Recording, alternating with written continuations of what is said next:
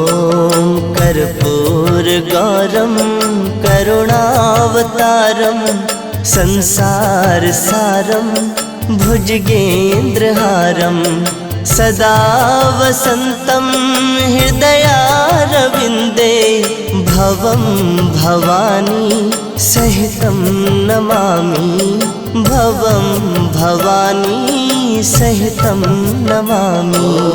कर्पूरगौरं करुणावतारं संसार